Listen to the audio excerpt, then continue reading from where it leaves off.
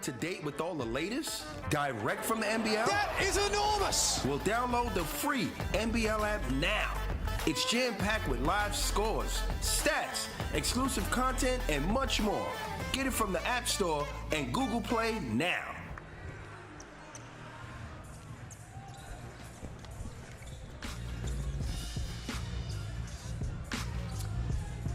The NBL Blitz rolls on from the Gold Coast Convention and Exhibition Centre. The Perth Wildcats doing battle in our second game tonight, taking on the Adelaide 36ers. The Wildcats coming off a nice win first up against Cairns on Sunday. Meanwhile, for Adelaide, more questions than answers coming from their first performance. I'm Jack Heverin, alongside one of the very best in the business, Pete Hawley. Paul's good to see you. Thanks for having me. Yep, this is a really exciting game because I want to see how Adelaide bounce back after that first game. Speaking to them and speaking to CJ, there was a lot of film being watched, and you can't read too much into the Blitz, but obviously you want some things a bit further ahead than they currently are. We'll jump into Adelaide in just a few moments, but first let's deal with the big news story of this game off the top, and that is that Corey Webster has been stood down from this Blitz clash against the Adelaide 36ers. Full statement is now available on the NBL website and also the Perth Wildcats website. Perth Wildcats wish to advise that in light of the last 24 hours, Corey Webster has been stood down from tonight's match against Adelaide. The decision was made following ongoing discussions between Webster and the club. Both parties have agreed that upon further reflection, the decision is appropriate. Webster wishes to apologise once again and understanding the ramifications of his actions and the potential harm such comments can cause. As we mentioned, that statement is available on the NBL website and also the Perth Wildcats website as well. Let's talk about Adelaide. It was hard to walk past their performance on Sunday, Pete. I know it's the Blitz, and I know that teams are trying some new things, but a 101-75 loss in anyone's language is not a good day at the office. Yeah, look, I mean, they're behind the 8 ball coming in with injuries already. The way CJ Bruton spoke about unlocking Trey Kell, a different Trey Kell than we saw last year, and he's injured, unfortunately, which is not ideal for him. And Jacob Wiley, another one who they bring in, expect big things. He's sitting out tonight as well. So there's some moving pieces, but I'm sure we're going to talk about Flowers and his game. But Jamal Franklin's one I need to see a bit more from. Obviously, yep. Adelaide, we know what happened last year, and it kind of feels like going into the season, Adelaide needs to get off on a stronger foot than we've currently seen. Yeah, and we should stress that it is game one of the NBL Blitz, so it's not as if it's season over or anything like that. But there were some things, no doubt, they'll want to tidy up from that first game. Yeah, it is. And look, it's going to be a learning process for Flowers in the point guard spot. You talk to him and he spoke to CJ. I sat down with him, had a chat, and to be honest, he has such an unbelievable head on his shoulders for his age, and you wouldn't have expected it. Blew me away, and I think a lot of it is the expectation and the eyes on. It's hard when you're a young kid to have all these scouts here and do all of that, and obviously the point guard is one thing, but people have to remember, Josh Giddey went to Adelaide just maybe teetering on the end of the draft. Yep. Nothing else more than that, if at all. Halfway through the season, he was touted as a late first round, early second round pick. A couple months after that, he's a lottery pick. So it does take time. Whether CJ can help him to get there in a quicker time, we'll find out. But that's what it's all about. The whole Next Stars program is about growth. For the Perth Wildcats, they won 102-95 over Cairns. Interesting to try and get a read on their game. They scored 36 points in the first quarter. They got off to a flying start. They scored 29 in the fourth quarter, but lost the second and third quarters. So we saw some very good, and then we saw some patches where they went a little quiet. Yeah, it's an interesting one. They've got a few chess pieces to move around, and speaking of John Riley and some of the players, it's a lot of guys haven't done a whole lot wrong in the off-season and pre-season to maybe deserve some more minutes, but where do you find those minutes? Don't forget, they still have one import spot to go. Yes. Talking to John Riley, he said they are still looking in that power forward region, maybe who can slot down to the 3 at times. So a lot of that is really hard to try and figure out. Alex Sarr, we know he's going to be an unbelievable prospect. But Keanu Pinder, he's been injured for a while. We obviously had the Boomers camp, and he's still trying to find his feet, and he's going to have to find a role on this team. He's an MVP caliber player. He's playing alongside an MVP. So there's a lot to work out, and that's why this week is really important for Perth. Danny Mills, the General Manager of Basketball Operations for the Wildcats, is going to join us a little bit later on in this game so we can ask him about the third import spot. I'm also really interested to ask him, Pete, about the process in recruiting Keanu Pinder, because he was the hottest signature in the off-season, and Perth won the race. Well, they did, and again, he's back home now. Keanu's back home in front of his family. It's going to be really enjoyable for him. And the one I want to ask him about, I know they spoke to him in the earlier game. I don't know how much Danny will give us, but I spoke to Will McDowell-White yesterday and said, look, the rumours are true. Well, out there that you were close to signing to Perth. And Will McDowell looked straight down the barrel and said, I couldn't have been any closer with signing with Perth. Wow. So that's how close it was, nearly a reality for Wildcats fans. But unfortunately for them, he's back in New Zealand. But they've picked up some other really good pieces, and I think they've got a really strong looking roster. About 3 minutes away from tip-off here at the Gold Coast Convention and Exhibition Centre. If you have just joined us here on KO Freebies, earlier tonight, the Tasmania Jack Jumpers beat the New Zealand Breakers 92-85. Jordan Crawford looks as if he's a fantastic fit for the Breakers, 18-5-6. We'll talk about that game for the Tasmania Jack Jumpers, I should say, and we'll talk about that game as the afternoon goes on as well. But courtside for us in Game 2 tonight is Kelsey Brown. Kels, good evening to you.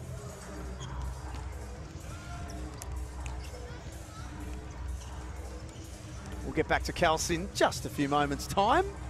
She started well, though, I know that. Oh, she's going to be a great addition to the team this year. Looking forward to this. So a couple of minutes away from tip-off. Starting fives for the Adelaide 36ers. Trenton Flowers, Isaac Humphries, Mitch McCarron, Jamal Franklin, and Alex Starling gets his opportunity in the starting lineup tonight for the Perth Wildcats. Ty Webster, Jordan Usher, alongside Bryce Cotton, Jesse Wagstaff starting again tonight, and Keanu Pinder. Let's get back to Kelsey Brown. She's a right to go for us. Kels, good evening to you. Hi, Jack. Hi, Pete. I am so excited to be courtside for this game again. I want to mention David Aquera. He played 0 minutes in their Game 1 clash versus the Titans. Medical team, when I checked with them, said that there was no injury, so I'm interested to see how he's used in the rotation tonight. To the 36ers, we've spoken about their 26-point loss. I'm hoping that they start very, very fiery tonight. It's all. The first 5 minutes will be really interesting. Kels brings up a really good point about just the immediate response after Sunday for Adelaide. Well, it is, and look, we're going to talk about Trenton Flowers and a lot of the struggles getting the ball over the floor that we have seen. And again, it's like a baptism by fire because the scout's out now, and everybody understands that. So it's something that if he can work through, it's only going to benefit him and benefit his stock. And it's about the rest of the team trying to help him out as much as they can as well. But it's interesting, the David Aquera situation, obviously brought over he's got a tremendous upside, an unbelievable ceiling. But you kind of look at that spot. Alex Sarr, I believe, you talk about Wagstaff starting. I think that's all designed to have Alex Sarr start to buy into this bench role. Understand it now because Wagstaff playing in the starters minutes is going to be that probably import 4 eventually. So Alex Sarr doesn't get a different look. He's going to understand who he's playing with when he gets subbed on. So are you saying, I spoke to a very influential Perth Wildcats supporter today, shout out to that particular person, who was a little surprised that Jesse Wagstaff was starting. Are you saying that when they line up on the Friday night of round 1, you think Jesse will start there too? Well, I think that's probably the way they're looking. It depends. Again, it all depends on how close they are maybe to this next signing and if there is an injury to David Aquera or something like that. But I think when you've got a young prospect like Alex Sarr and we talk about the youth and the rawness that he still has, and he's already a potential top 5, top 1 pick we've seen on a couple of things, getting him to understand his role from the jump, you're already ahead of the game. So he's not going to be starting when they get the import 4. So why do it now? Understand, okay, you're going to come in with a certain crew off the bench. That's who you're going to play your first few minutes with. Get comfortable with that, and the rest will take care of itself. Our officials tonight, James Boyer, Michael Beavers and Michael Aylan, our senior official. Michael's been the same hairdresser that I go to in the off-season. He's now gone the streamlined look. I'm a bit shocked by that. Just gone give me the Hevron all over. He's so close you could almost reach out and rub the top of his head. He looks kind of scary now, to be honest. He actually does. I think he's had a good winter in the gym as well. Yeah. He looks fit. He looks nice and strong. See, Isaac Humphries. The biggest problem that Isaac's had to deal with in the last few years is his body. He looked fit, firing and motivated on Sunday. 22-7. He was the shining light for the 36ers. It's funny, you talk to him now, and a lot of it comes back to how lighter he feels mentally. He's in a great space in his life, and he gets to actually go out there and play basketball and have fun, and we're starting to see that. Another good crowd in the house tonight at the Gold Coast Convention and Exhibition Centre. Second of our games on day 4. And it'll be the Perth Wildcats wearing their red strip. A lot of discussion about their strips so far this year. They do look very cool. Here's Jordan Usher stepping out for 3. Perfect start for the Wildcats. Yeah, really exciting addition, Jordan Usher. The way he likes to talks a big game in terms of he wants to shut down the very best in this league, and probably the best thing for him, he's got one of them, if not the best one, on his side. He doesn't have to worry about that, but he's a great pickup. 19 points in game 1 on Sunday for Jordan Usher in his first outing as a Perth Wildcat. Interesting when players come to the league and put a tag on themselves straight away. Jordan Usher and the Wildcats have been very clear in saying that they think he will win Defensive Player of the Year. Well, there's a couple of players I've spoke to who believe they're going to be in the running for that, and that's what you want. Be confident. Bryce Cotton picked up where he left off, basically from the day he landed in Australia in the first game on Sunday, 31 points. It's interesting that first possession after the Usher three that Mitch McCarron brought the ball up the floor, and I wonder if that's an idea from CJ saying, Trenton, we're going to put you in the corner for the first couple of possessions, then I want you to go and get the rock and kind of free him up a little bit, get him feeling good about himself early. It's no doubt that it'll be something that people will be watching very closely tonight, including the 40-odd scouts that are here at the NBL Blitz. A lot of discussion about Trenton Flowers, a 5-star prospect and potential first-round draft pick in next year's NBA draft. There's Cotton. Just doing Bryce things. Well, you can't not show on that. Bryce Cotton, Mitch McCarron doing all he can to trail, and if Mitch McCarron goes harder, it's going to be a foul. So he needs a bit of help there as Flowers tees one up. That's no good. And Webster off to the races quickly, and Perth have started fast. Not a good start for Adelaide. Quick time out here. They've got the first 8 points of the game, and CJ Bruton calls a very quick timeout after 1:20, and you can understand why. I think a lot of that is going to come with, okay, Jordan Usher hits a three, we try and get the ball into Isaac, we have a turnover, Bryce Cotton comes down, hits a three, and then we have a quick rush contested three. That's not the possession they need. Outlet pass, 2 points. That's just not the way they would have liked to start. Where did you have Perth in your predictions coming into this season, Pete? I know you like to keep your predictions pretty close to your chest. Where have you got the Wildcats in the scheme of things? I've got them in the play-in picture, or the play-off picture, the top 6 for sure. It all depends on their last signing. You think about, they're one piece away from being they're still going to be a title threat, but a legitimate title threat. That is so important. That's why I think they're not rushing this 4-man spot, this 4-man import. You add that in, once Counterpinder finds his feet, they are extremely talented. And they'll have no doubt they'll have a massive season, but again, a lot hinges on getting that last piece right. Well, anytime you start a season with the unequivocal best player in the competition, it's a good start. It makes everything a little easier. It does, it does.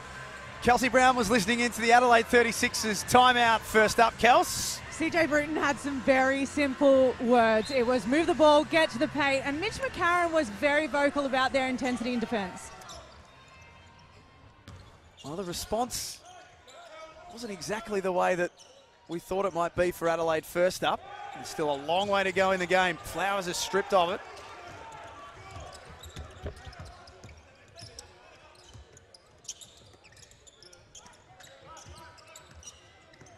Webster has some space. To first, back to Wagstaff up top. The Wildcats are humming early on. They sure are. Another turnover from Adelaide, and let's get there for a late contest, but Perth are feeling good right now. Adelaide's going to have to lift their intensity. Jamal Franklin, you mentioned, Pete, you're looking to see more from him. That's all starting for Perth at the defensive end. Hello. Lob a little high for Keanu Pinder. That is ambitious as they come from Ty Webster. You ever worn a face mask before? No, I haven't. Have had a fractured eye socket, but didn't don the face mask. I think you would look good in a face mask. Oh, I thought we were going to go with back the beard and everything as well. To the Michael Allen bald cut. That'll be me in a couple of years. Just not my choice. Just embrace it, Pete. Don't fight it. When the hairline starts to march back, you just accept what the Lord has given you. And Franklin top of the key. They're going to get it back here, but again, if you're CJ Bruton, is that the shot you're looking for to get on the board? You heard Kelsey say, we want ball through hands, we want everybody to get a touch. Mitch McCarron, very vocal. One dribble, pull up three. Not sure that's exactly what CJ Bruton had in mind. 3 of 9. There we go. That's the one right there. Little touch pass, good back door from Franklin. Isaac Humphrey's right spot, right time. And no coincidence that they get that look with Jason Cadee on the floor. Yeah, again, great signing for them, especially with what they're going to need, and that's going to be a foul. That's going to be an M1. Keanu Pinder is going to test out Isaac Humphreys. We know he's feeling good, but Keanu Pinder, one of the most agile bigs in the league. There's a lot of matchups that are really exciting to think about going head-to-head in the season. I think once Joe Luala-Chul gets healthy, in versus Keanu Pinder, Tyler Cook looks like a beast. Southeast Melbourne. At some point in the season, we'll see Keanu Pinder, Jonah Bolden go head-to-head as well. Perth are dominating in the early stages, 14-2. After the best part of 3 minutes.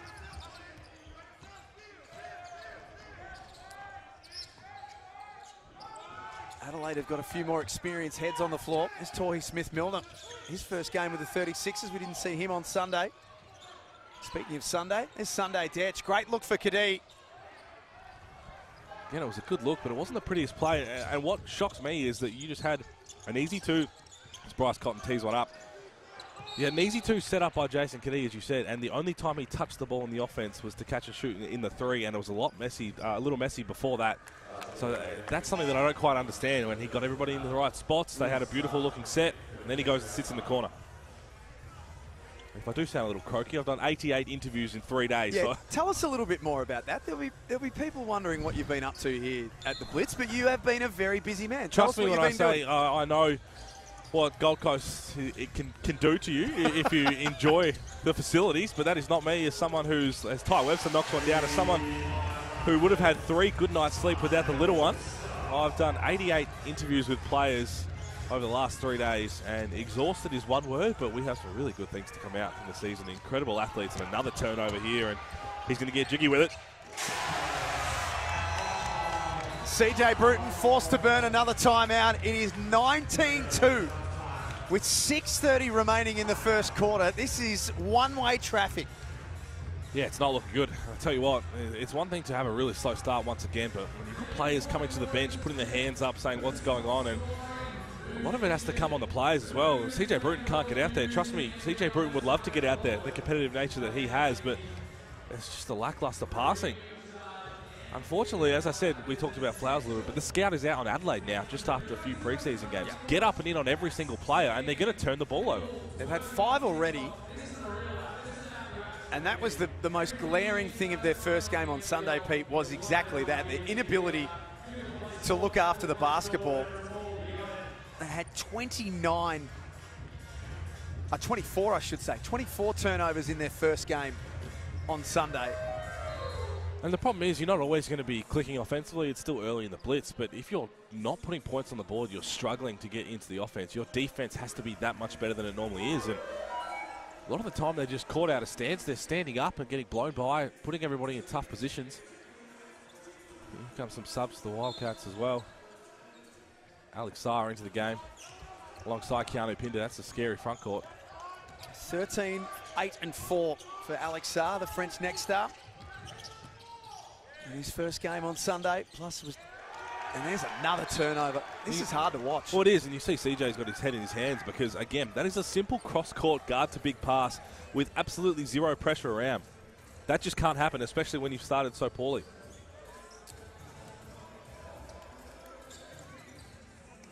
Kelsey Brown was listening in to CJ Bruton again. Was he as calm this time around? It actually wasn't CJ Bruton talking a lot. It was Franklin, who was visibly quite upset with the last play that he had. So I think he's fired up here, and I'm ready to see him taking on this game. Well, he was the one before that last possession who turned it over, throwing to Torrey Smith-Milner. That's 2 back-to-back guard-to-big passes simply across the top of the key. Pinder blows past Smith-Milner. As Perth continue to pile on the paint. Do they what? Again, that's just a simple one-on-one rip, and looking at CJ Bruton, looks deflated over there because what else can you say? He would have addressed the slow start and how important it was to come out and fix a few things. They have not shown that early, but again, once we've said, if you're struggling offensively, your defense has to be that much better, and they just haven't been there. Meanwhile, Ty Webster's talking to a fan who's taking videos. So that shows how relaxed the Wildcats are right now. There's a travel on Jamal Franklin with Jordan Usher, and he doesn't agree with it, but Jordan Usher, whoever he's guarding and you're trying to get the ball in the offense, when you've struggled and turned the ball over, maybe don't do it because Jordan Usher's a bull on D.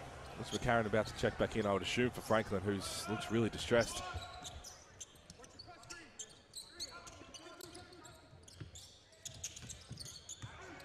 go back to Pinder, and Smith-Milner this time draws another foul. I mean, you don't mind that in terms of at least he's meeting him in the block and being physical, but unfortunately for Smith-Milner, Keanu Pinder's going to have that pace, and as soon as he squares up, there's not too many who can stay in front of him at all.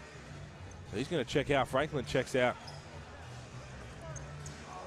I mean, that says a lot. Like Franklin going back to talk to CJ Bruton, and it's interesting. We'll probably see. We'll talk about interviews that I did. Spoke to CJ Bruton about everything last year and even the start of this year.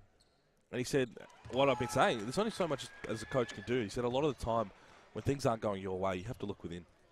As players, as professionals, you're paid to play this game, and he'll lay the blueprint, he'll lay the foundation, but if you don't want to buy in, every possession every day, then it makes a coach's job really hard. And right now, I'm sure it doesn't get much harder.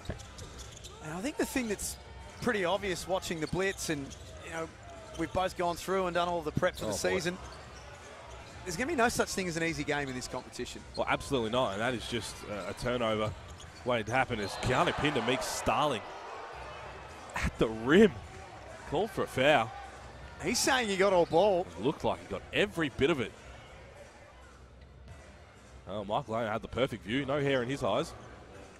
Oh, look at it here. Great hands from Starling. Oh, boy. Well, that's a lot of leather. I'll be unlucky there, Keanu. Getting his NBL opportunity at 34 years of age, Alex Starling. It's an unbelievable story. He remarkably, for those who don't know the story fully, the Reader's Digest version, he came out to Australia in late 2011 and signed an AFL scholarship with the Sydney Swans and is now playing in the NBL the best part of 13 years later. When you think about a kid coming out of college from America and moving to Australia, you're trying to think, who could possibly recruit such a player? Paul Roos is this guy. He still speaks to him. The great Paul Roos. Again, he's become an Australian citizen, which enabled him to be signed. And Keanu Pinder right now. And this is where Perth are going to be tough to guard, because we put so much emphasis, or opposition teams put so much emphasis on Bryce Cotton every single time, and you have to. When you got Keanu Pinder, you can't do that, because Keanu Pinder is an MVP caliber player, and then once you try and double down or do something with that, then you let Bryce Cotton get off. Two very, very potent weapons. He's back on Alex Starling. It is a very unique story. I feel like that's something that's changed a lot with sport in the last 15 or 20 years, Pete, is the cross-coding, or players that can go from one sport to another. It is unique, this story. Well, it is. And again, I don't know if you're aware Scott Pendlebury had a basketball background. I heard a couple of little whispers. Again, coming from college, got asked from Port Adelaide to have a little tryout for the Category B. Did you? Yep, rocked up with no footy boots, and they basically turned me around straight away. Hang on a second. So you had a tryout with an AFL club, and you didn't have footy boots. Rocked up with some Asics. Did you think that was going to get the job done? Well, for some reason, I thought they were going to supply me something. There's no freebies if you're not on a list. Bombed a couple from 30. It was all right. Typical athlete mindset. Always looking for a freebie.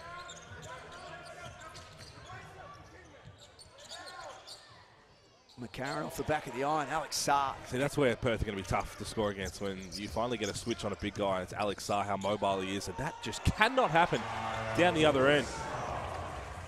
27-4. That is just inexcusable to just be blown by a one-on-one. Jordan Usher almost came up with it. Jordan Usher has told me he loves nothing more than talking trash. He said if he's 0 of 10, the team's down 20, nothing will stop him. He's going to talk trash. I saw him on Sunday next to the commentary area where we're sitting here doing motorbike rev-ups. He thought he was Charlie Cameron for a minute, and then was talking trash to a 14-year-old courtside. Well, that's probably where I draw the line. Oh, maybe 13. 14's all right. They're old enough to understand. I think, now, to be fair to Jordan, I think that young fella might have given him a little bit of lip, but Jordan wasn't copping it. Well, didn't check his birth certificate, just said, hey, you're mine. Well, thankfully, he's playing in front of the Red Army on a regular basis, not the other way around.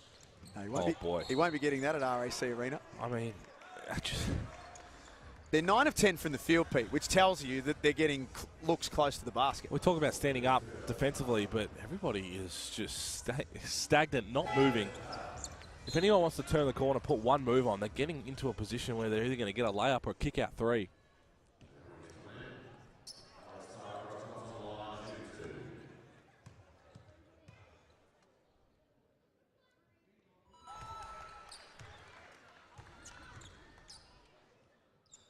was not long until round 1. So CJ Bruton rattling his brain, as all of Adelaide are.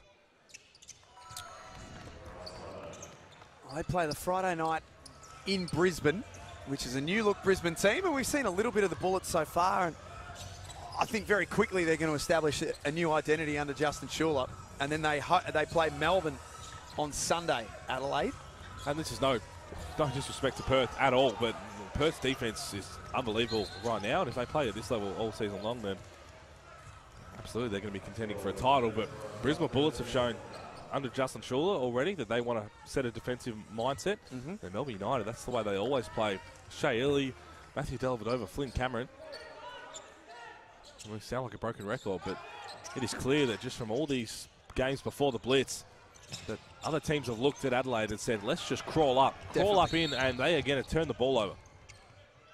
And again, what happens with that? You turn a couple over, you force a couple of turnovers by getting up and in, and then you have back-to-back just unforced errors because you're a little nervous. You just had a turnover, you just want to get the ball on, and someone's in the lane and go on and dunk it. They're 1 of 7 from the field, Adelaide, just 14, an anemic 14%, and have had 7 turnovers already. And the amount of fouls, because Perth are just putting their head down. Perth have been in the bonus since yesterday.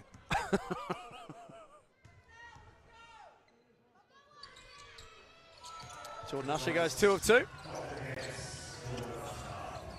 2 years of college at USC, 2 years at Georgia Tech. And I think he's a really good addition in terms of, talking about the trash talk, but the energy. Doesn't take a back step at all. And what was missing the last 2 years for Perth was that grunt. Undoubtedly. That anger player, something's going to happen. And obviously, good move from Humphries there, just can't make it finish. It really used to be more of a Wagstaff, Greg High thing in terms of the way they play and getting on offensive rebounds, taking charges. But if for any reason this team's flat, Jordan Hush is going to spark something really quickly. He's the closest thing that they've had to Greg Hire since Greg Hire retired. Shout out to Greg, a legend of the Perth Wildcats, who'll be watching tonight. I think you'll enjoy that comparison. Still got nightmares from Game 4, Grand Final Series. Stay away from those elbows. Oh, boy. Loose ball fell to Jason Cadee. Humphries' size, strength and desire to do something about this situation. He's got an offensive rebound, had to finish that. Just small steps right now. Alex Saar denied. 31-6, 2.5 minutes before quarter time. It's undoubtedly been all Perth Wildcats in this first term. And there is absolutely no time or space for Adelaide. Henschel finds Cotton for 2 more. That's happened 4 times in the opening 8 minutes. Just a simple cross-court pass. No pressure whatsoever, but it just floated across and stolen.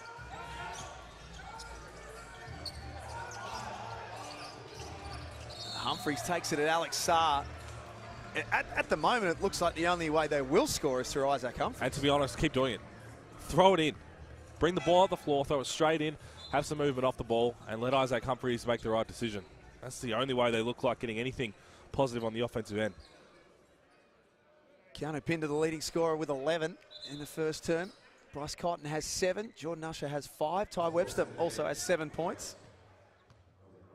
Adelaide have 9 turnovers and 6 points. And the body language coming from that bench, as you can see in shot there, is not good. No, it's not. And again, it is the Blitz, and I never want to read too much into the preseason. We have seen Adelaide again, preseason champions, Blitz champions last year. Yeah, they won't be winning it this year. And what happened then? But you're right. If anything, at quarter time, CJ Bruton obviously tear up the box score. Don't look at that. He just needs to see something. Cotton goes flying down the court. Harris unsuccessful.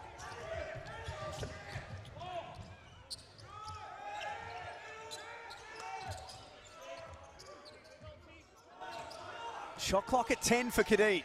Cotton almost came up with a steal.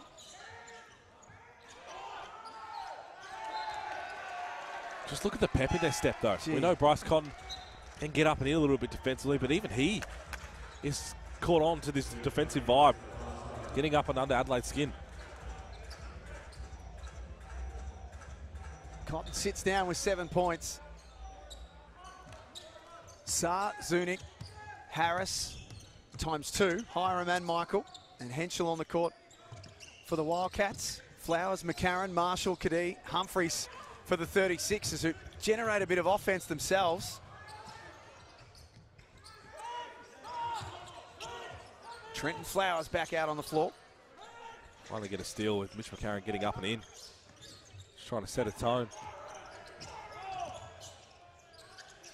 Marshall feeds Humphreys, and he scores over the top of Saar. To be honest, I mean, in hindsight, we're all geniuses, but I would have loved to see Nick Marshall injected into this game about 5 minutes ago. Points are struggling. Got a kid who never is shy on confidence. Get him out there. See what he can do. Only 10 minutes in game one, Nick Marshall.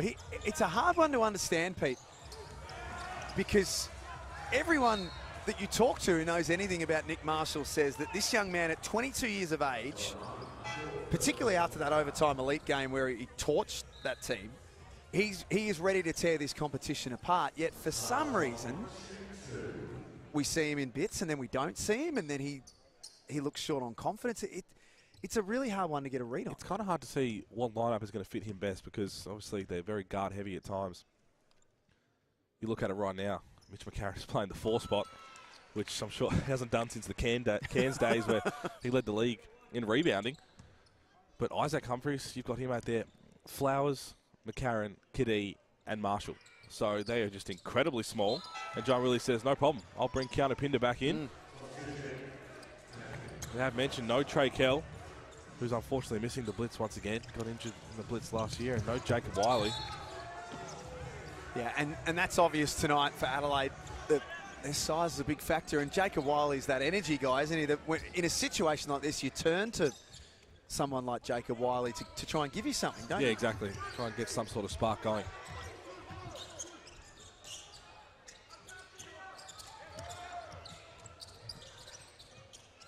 Marshall cross court for Flowers. Had time to get the 3 ball away. It's a good look though. Cross court pass, feet set.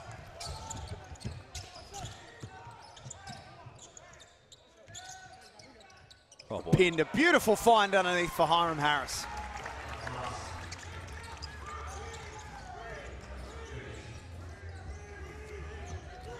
The last shot of this opening quarter will be with the 36ers. See if they can take some joy to finish off the term. Nice hit from Kadee.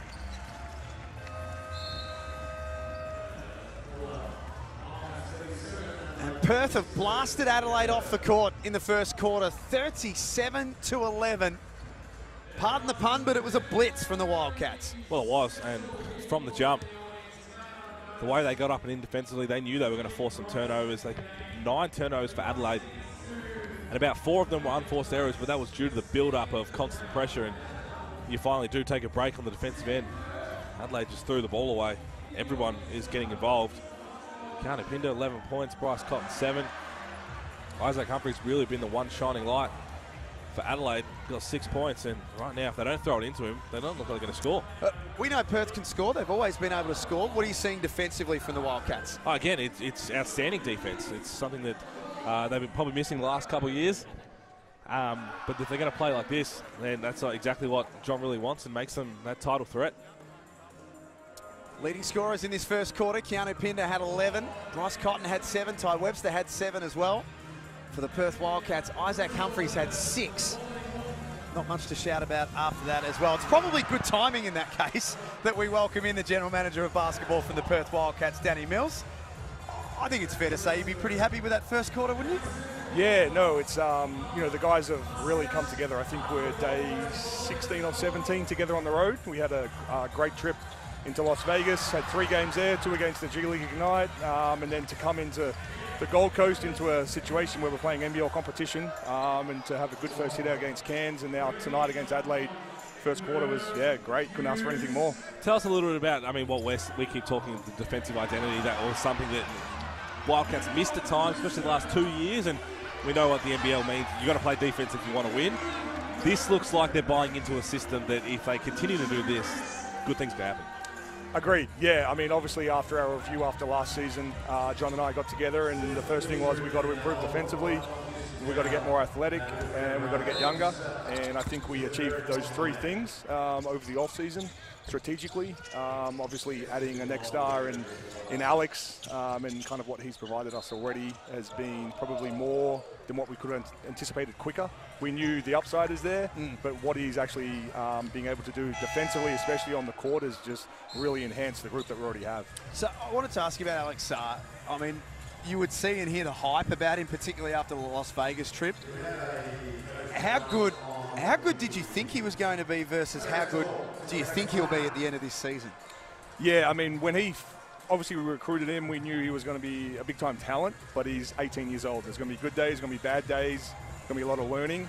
But over the 6-7 weeks he's been with the group, it's been constant growth, and what he did on that stage in Las Vegas against the G League Ignite team has really, I guess, accentuated that platform for him, and he's brought that back here to the NBL. And the adjustment here will be playing against a little bit smaller, more athletic, physical players and how physical the NBL is. But I thought against Cairns he did a great job, and I think tonight he's doing similar. So for us to have a player of his caliber come in and be able to contribute on top of the roster we already have is, yeah, it's huge.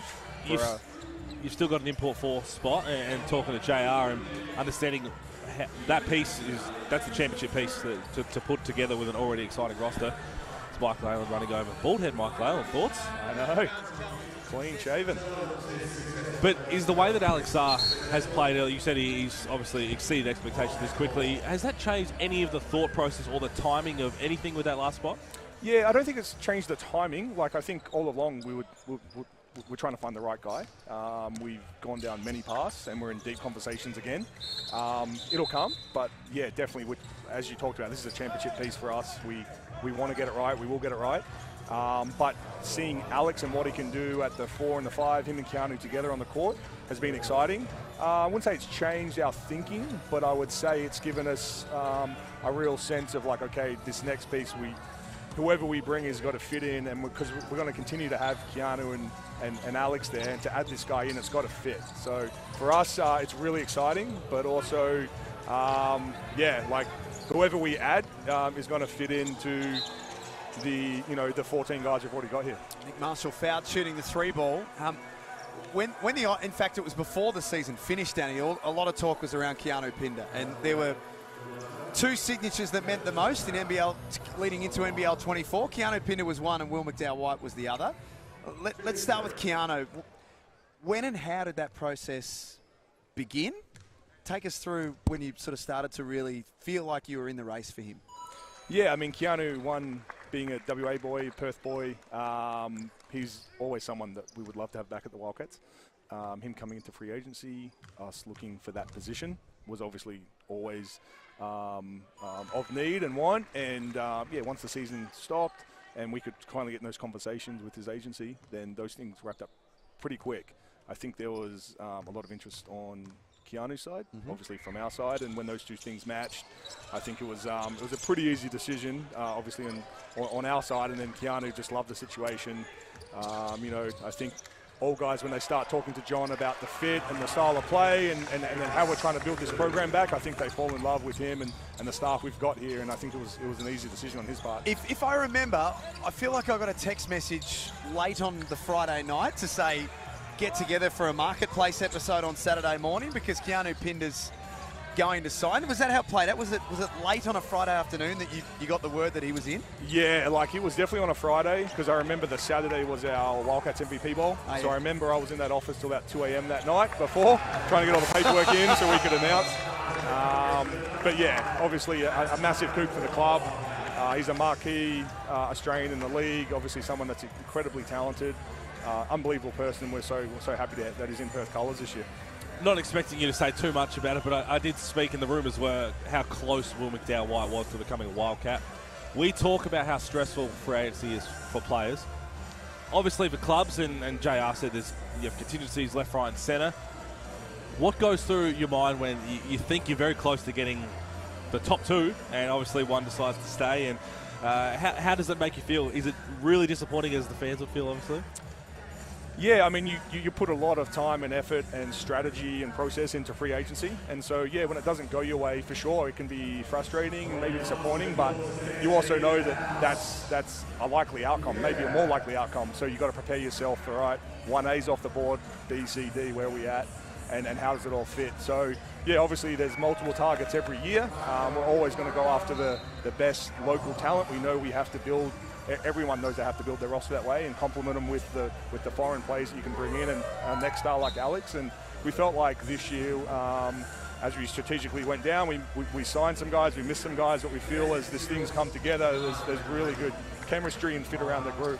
The voice you're hearing is Danny Mills, the General Manager of Basketball Operations with the Perth Wildcats, joining us in commentary. Just from a second quarter perspective, Pete, it's been a better start from Adelaide. They've scored the first 6 points. Well, it has, and it looks like they've lifted to the intensity we've seen from the Wildcats from the jump. Defensively, just like that, it's going to be a travel, but everyone's getting up and in, doing a whole lot more. That's what you have to do. Perth set the tone. You've got to raise it, or else we were looking at a 100-point loss potentially. Speaking of frustrating, I managed to sit down with Bryce. Is that a 100-point loss? Oh, the way it was looking at the start. Nobody wants. You'd like to see that, I'm sure, on the other side. But speaking of frustration, I sat down with Bryce, and Bryce as always keeps a lot within himself, doesn't like to talk too much, but it's become very public, the whole citizenship situation, and obviously he said he's frustrated, but he knows it's completely out of his control now, so he says it seems like a fantasy. As a club who's supported him and trying to help him get there, I'm assuming that has been incredibly frustrating. Yeah, I mean, taking this role 2.5 years ago now, going into year 3, that was always the thought that, you know, at some point we're going to get his citizenship. Can't comment on it too much. Yeah, it's disappointing where it's at. We feel first and foremost for Bryce and his family. Like, he deserves to be an Australian citizen. And so there's technicalities out there that at the moment not allowing that. And so we're going to continue to do everything we can, as we have for the last 2.5 years, to make that a reality for Bryce. But until then, yeah, it kind of is what it is. I understand there's some sensitivities around it, so we don't need to go into great detail, but is there anything more that can be done? Is it now just a waiting process, or what does it look like from here? Yeah, it really is. I mean, there's things in the works, but really, from when I came into what we've done, it's really, yeah, there's not a lot we can do right now. So it's frustrating as it is for everyone involved, but especially Bryce. It's kind of, yeah, a reality that we're living with. But until then, he's still an unbelievable player on the court. He's obviously a 3-time MVP, and we know what he means to the franchise. So, as I said, doing everything we absolutely can, but, you know, doing it professionally as we can as well. Let's get courtside to Kelsey Brown. You were taking a listen to John Riley in that timeout, Kels.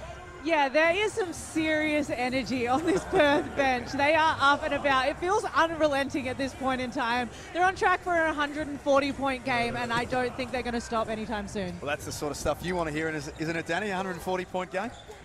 Yeah, I mean, if we can continue to score the way we've been scoring in the first quarter, we'll be in a good spot. But definitely the focus, obviously, for us, and it's a preseason game, and, you know, all of that. John's going to get rotations through, but for us, you know, focusing on the defensive end and getting guys minutes and finding out different combinations of players that can work for us during the regular season. Talk to us a little bit about the road trip you've been on as well, because speaking to the players, I mean, they're here and they understand they've got to play the blitz and for those rotations, the lineups, but they are tired. They've been on the road for a long time. A lot of them are family people to get back home. How excited are you to get back into the swing of things? It's going to be exciting. I know when we firstly planned the trip, we didn't really know when the Blitz was going to start, so we didn't know that we were going to come straight to the Gold Coast. Obviously, that became a reality when we found the dates. And but overall, I mean, these guys having a preseason trip to Vegas and into the Gold Coast, and for a group that's this new and a staff that's this new to have that camaraderie on the road, it's been fantastic. And I know John and the staff have really felt that the group's really bonded together. It's an us against them mentality. We've got new players, new staff members, and yeah, I mean, there might be some tired bodies and minds by the time we get back to Perth, but then we've got a week to prepare for game 1, which is really exciting, but kind of daunting. It's coming up really quick. So is there time for a bit of a freshen up before round 1? Will that be part of the plan when you get back? Yeah, I mean, we land Friday. The guys will have the weekend off. We'll get back into it Monday, and there'll be probably a Wednesday, Thursday lead up into Friday, and then we actually play the Friday at home against Tassie, then fly to Melbourne for Southeast on the Sunday. So it doesn't get any easier. But the NBL is not easy, and so you got to go through everyone in this league, and we're excited to get it started with this new group. It's going to be a goaltending violation. Is there anything that, I guess, as you mentioned, when you are on the road for a while, it does allow a new group to bond and to grow things? Is there anything that maybe you or JR, you put in place, dinners or anything like that to try and accelerate that process? For sure. There were multiple dinners in Las Vegas. Went to Topgolf as a group. That was really cool. Who had the best swing? You know who's really good is Kyle Zunic. So, really? So his brother's a professional. Of course. There you go. His brother's a pro. Yes. So He probably hates you saying that. Just say that he's good. But no, Kyle's a stud. Hiram Harris is actually a really good golfer. But that was good. Obviously, being in Las Vegas, guys got to go out and explore the city. For some of them, it was the first time in the US. Oh, wow. And some of them first time in Las Vegas. And also for our staff, we had multiple staff members go. We had a traveling party of about 27. So it was fantastic for the team. I think it put the organization on a global stage. Obviously, the way the guys performed and the talk around the club and some of our young prospects, including Ben Henschel and Alex, was really exciting and something we hope to continue going forward. Tell us about how it all came together, because we talk about preseason games that aren't against local competition. We often think the NBA, and this was really unique in the way it was set up. And again, it was obviously perfect for Alex Sarr, but it looked like it was perfect for the whole group. Yeah, it was, and I think the timing for us really worked well. It was during our preseason, after about 4 weeks of training to get on the road. But yeah, like the NBL was approached by the G League if they had interest in this, and I had a relationship with Anthony McClish, who's the GM of the G League Ignite, and we talked really quickly, and when we found out what it was about, and the timing, we jumped on it quickly, and the planning started. Yeah. 43-26 here at the Gold Coast Convention and Exhibition Centre. Galloway keeps that alive for Kadee, who's been a spark for Adelaide. That's going to be a foul. Looks like on Hiram Harris, little tunnel. You mentioned a name that we haven't spoke about yet, but Ben Henschel, and kind of flying under the radar somewhat in terms of the next stars and all of that, but this is a very, very exciting prospect you have here. Ben is. We're really excited about him. We were very high on him a couple of years ago. He was training with the group on his downtime from the COE. But he had 2 fantastic years at the Centre of Excellence. I mean, the staff there does an amazing job of development. And just over the last 2 years, Ben's growth on the court, physically, has really shown. And you can just see every level that he plays at, whether it was against the G League Ignite, now with NBL pros, it doesn't faze him. He's fearless. He's a very skilled guard, can handle, play on and off it. And defensively, he's got really good instincts. And we think he's definitely going to be, we hope he's a part of our future for a long, long time. And a WA boy as well. Exactly. Now, another key, like, we want Western Australian players to stay in Perth, and him, Keanu, David Aquera, these guys, we want them to bleed Wildcats red, and that's, yeah, we're excited that we've got 3 of them. I remember ever since it's always been the jungle and everything, it's a fortress, and teams are afraid to go there. I know a few losses have happened in the last few years, but bringing back a Keanu Pinder, a Ben Henschel, is that all part of the plan to get back to that point of no one wants to go play in the jungle? The Red Army's going to be there. Now they got the local kids to get behind and stuff. Is that all about building that back up to how it was? For sure. I think it's a whole plan of getting Perth back to where it belongs, where it rightly belongs, and where we think we can get it back to. And part of it is, yeah, getting the Red Army, the fan base, the 14,000 strong fans behind us every home game. And it's an incredible arena. It's a world-class environment to play in, and guys love it, whether they're opposing teams or whether they're playing for the Wildcats. But having Perth-born players that really want to play for the Wildcats because it was their dream growing up, that's a big part of it too. Nice take from Trenton Flowers, his first bucket of the night. It's been a better second quarter from the 36ers. If you have just joined us, it was 37-11 at quarter time, Perth's favour. Sarah's blocked.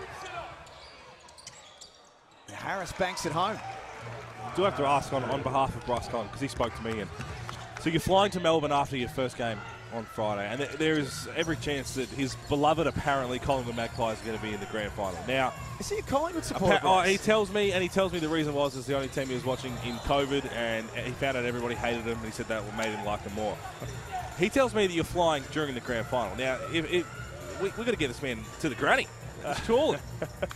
I don't know the exact flight, but looking at our schedule and thinking about it in my head, I could be. If it's an 11 a.m. Perth flight, it could be well around bounce down, which would be disappointing for a few of the guys that love their AFL.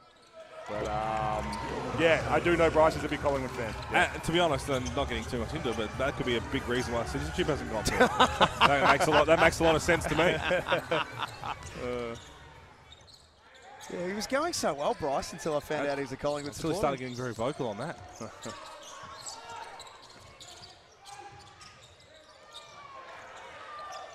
Just on that Perth point, Danny, about recruiting WA players and getting a bit of that fabric back. Has it been challenging at times? I mean, the Wildcats stood for one thing for so long, and a part of that was Jack Bendat, obviously, as the owner. Change of ownership group, a new ownership group to basketball. Yep. Just a change, which Perth fans haven't had for a long time. Was that challenging at times? Change is difficult at the easiest of times, I think, especially at a club like Perth that's revered, has had unparalleled success. It's difficult, and there's been a lot of it, and it's come quick, and it happened during COVID, which didn't help. Yep. And there are a lot of disconnection through it all, but we are at a really good spot as an organisation. I think having John into his second year here, he's obviously was a fantastic player, but he's going to be an even better coach. Understands the game at an elite level, is an absolute basketball junkie, watches film 24/7, and he's finally got his staff, he's got the players that he wants. They're going to fit his system and play his way. And it's it's a credit to the organisation. It's been a couple of tough years, but we appreciate everyone sticking through it all, and nothing that's worth it comes easy. We know that, and we're just going to continue to go to work every day, and hopefully wins stack on wins, and good things will happen. Speaking of good things to happen, Michael Harris has caught fire here, and again, it's a good problem to have for coaches, but there's a lot of chess pieces in this team. Hiram Harris comes over, and all these players that look like they're well deserving of minutes, and again, it is a good problem to have, but that shows the importance of the blitz, I'm sure. Yeah, exactly. Trying to get rotations through. I mean, I think JR and the staff love the G League games. They were 48-minute games, so you could really get a lot of guys through. Would you like that back here or no? Josh Giddey apparently does, which is no surprise that he plays in it. It's an interesting one. I understand the 40-minute game and fitting it into a 2-hour window for a broadcast especially. I'm sure you guys can understand that, and having it as a 2-hour spectacle for families to come. But 48 minutes does give you a lot more chance to strategically play different lineups and get guys more minutes. So 40 minutes goes quick, especially a first half. And just I think it's 5 timeouts a half, where in the NBA and the G League, even college, usually there's I think it's 8 a team, and the media timeouts are 2.5 minutes. So I'm okay with the 2 hours, because I talk enough as it is, to be honest. So it means that I can shut up for a little bit. But no, Michael Harris has been fantastic for our group. He's still a DP, but a very confident player, an unbelievable shooter. He's going to be an NBL player for a long time. And then Hiram Harris. Hiram's been someone we tried to recruit the year before, and he's just a utility piece. Doesn't do anything elite, but does so many things at a good level, and just plays and does all the things that does all the little things that can count up and create wins at the end of the day. Michael Harris obviously had an exceptional NBL 1 campaign before coming across to Perth, and I guess it really says big things about Australian basketball's holes. He tees up for 5 this quarter. That one's no good. Are you always keeping an eye on the NBL 1, whether it's NBL West, of everything? Because the next crop of talent coming through, and obviously not those NBA guys, but everyone else, it's very promising. It is. NBL 1's a fantastic league.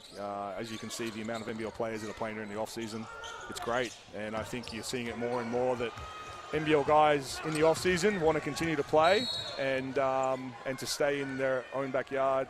Especially if guys that do stay in Perth, they have the access to our facilities, the coaches, and can be around that, but also play in a competitive league. And no, it's a fantastic product, and it's only getting better.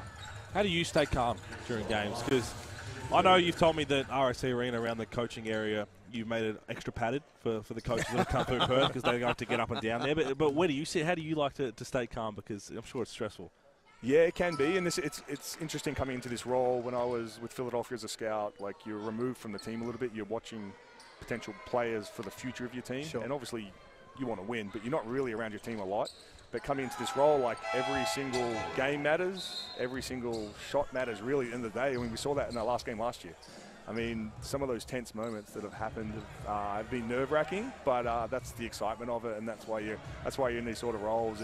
You're living it day to day, and the ups and downs, and there's going to be good and bad, but you hope that over time and the good habits that you build kind of form into hopefully championship level. Hopefully you're in contention for a championship. Oh, speaking of championships, and while there's a little break in play to get the clock right, Jesse Wagstaff. A lot of people 2 years ago thought, okay, he's going to hang him up. Went around again. Seemed to have aged backwards last year.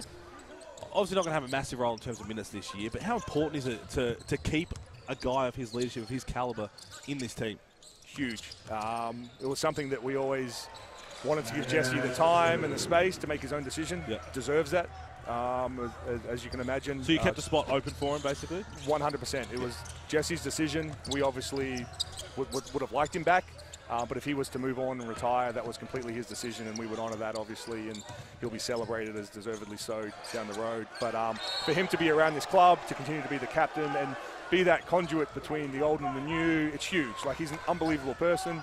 At heart, he's the heart and soul of the team. He's vocal on the bench, in the locker room, around that young group. And to have such a young group, Alex, David, Michael, Ben Henschel, to have a leader like that kind of transition this program to the next stage, for us was crucial, and we're really happy that he chose to stick around. Speaking of legends, and I need you to be really honest with this answer, Danny, if you can, because I know I'll be watching. How often does Damian Martin bug you for tickets? I was going there too. Damo's one of a kind. No, Damo has his PMOA pass, I think, with his commentary. But nah, Damo's the best. And to have so many Perth legends still in Perth is fantastic. And it's unique, isn't it? It's unique, yeah. It is. And it's such an amazing place to live. You can see why they stay there with their families. But, you know, last year we started the first Perth Wildcats Hall of Fame, which was fantastic. We inducted 3 people into that, and that's going to continue, obviously, going forward. We retired Sean Reddich's jersey, which was an amazing moment for the club and for Sean, and well-deserved and overdue. And those are the things that we're going to continue to do to respect and honour the legacy of a club that's been around for 43 years. Well, it's half-time. I've got one. Before you go, I need a one-word answer, because you mentioned Damian Martin. He's the biggest coffee snob that I've ever met. Who's left? Who is the coffee snob on this team? Coffee snob. I think Jesse's a pretty good coffee snob. Yeah, $1 particular. $1. That's Damo's influence. That's why. Danny, thanks so much for stopping by. We appreciate it. The roster looks fantastic. I know you've got high aspirations, so all the best for the season. Thanks, guys. Appreciate it. Half-time here at the Gold Coast Convention and Exhibition Centre. It's 63-39. The Perth Wildcats leading the Adelaide 36ers. Second half coming up shortly here on KO Freebies.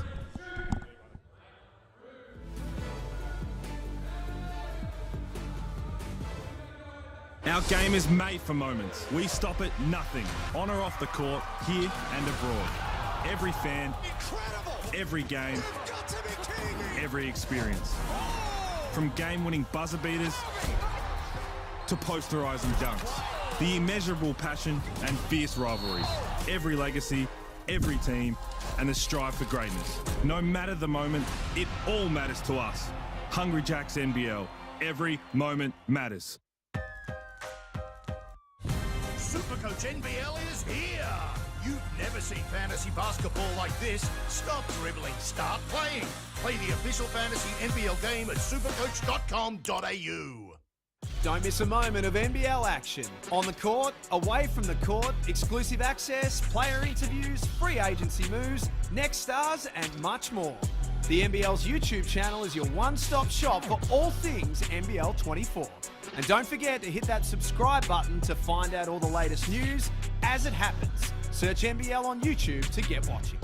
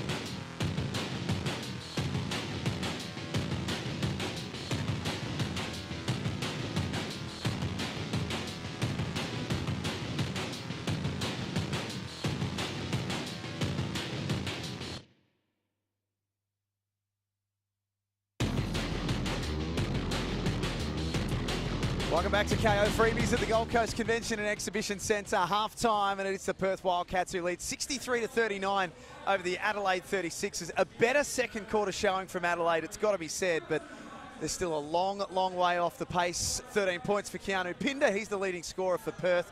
Michael Harris has 12 points, and Bryce Cotton has 11. For the Adelaide 36ers, Jason Kadee has 12 points. Isaac Humphries has 10. And they are the only players in double figures at the moment. The standout statistic for Adelaide is their turnovers. They've had 13 in the opening half, which is far too high. They had 24 in the first game on Sunday as well. So a lot of work to do for Adelaide coming into this second half. Kelsey Brown has been courtside for us this week at the Blitz. Kelsey, a good chance to catch up with you and just talk about who's impressed you so far at the NBL Blitz. This is your first look at all of the teams. What are you seeing so far?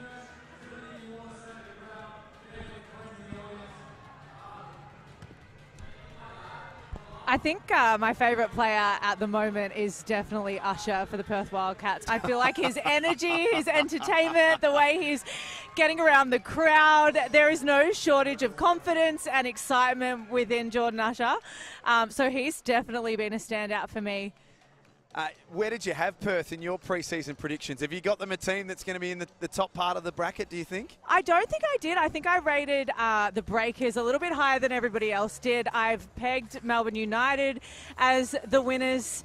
But yeah, I didn't really have the Wildcats up there, but I think what they've shown today for this first half, very impressive. Now, I know it's your first look up close here at the NBL, and we're excited to have you as part of the commentary team this year, particularly for Tasmanian games where you'll be. But are you surprised a little bit with the intensity of the Blitz? Yeah, up close and personal, especially on the sidelines. I was saying to you before, it is quite scary to be amongst it. And I'm also very, very overwhelmed with how tall some of these people are. I stand at 164 centimetres, so there are some man mountains out there. And I think it is really special when you can see them in action up close and personal. You're going to be spending a lot of time in Tasmania this year, courtside at MyState Bank Arena. I'm sure you've heard all about the Jack Jumpers atmosphere. Yes, I've heard that you can hardly hear yourself in that stadium. I feel like the Jack Jumpers have been a special team. They've probably been my second behind Melbourne United for the last few years. I did really get on their run in the finals last year. I absolutely loved watching them play. So I'm excited to head down to MyState Bank Arena. They've got a couple of games in Launceston. Yeah, so I'm really excited to join that side of Australia. And the Jack Jumpers, in terms of your predictions, where do you see them landing potentially at the end of the year? I feel like it's a little bit hard to say. They've done well in the Blitz so far, but I do think there's a lot of teams that are putting their case forward in the Blitz. We'll be back very shortly here from the Gold Coast Convention and Exhibition Centre. Second half not too far away at the main break. It's the Wildcats who lead 63-39. LaMelo Ball, Josh Giddey, Usman Jeng. The NBL's Next Stars program has become an elite pathway to the NBA. But who's got next in NBL 24? Hook Porty, Flowers, Johnson, Clintman, Rupstavicius, Saar, Tui, Zakarski. Who will shine brightest? Find out more at nbl.com.au/nextstars. If you like good weather, good food, good vibes, it's everything all in one. First shot gotta go in. Camera doesn't know where the ball went. Would they say I'm a good golfer? I'd say I'm better than the average person, but I'm not a good golfer. There's never not anything to do. Like, we got Top Golf here, there's Movie World right across the road, plenty of beaches in the Gold Coast, unlimited restaurants. The Gold Coast is super nice and you can't really complain about anything out here. And there's a heat check right here. Bow! There it goes, right there, side by side.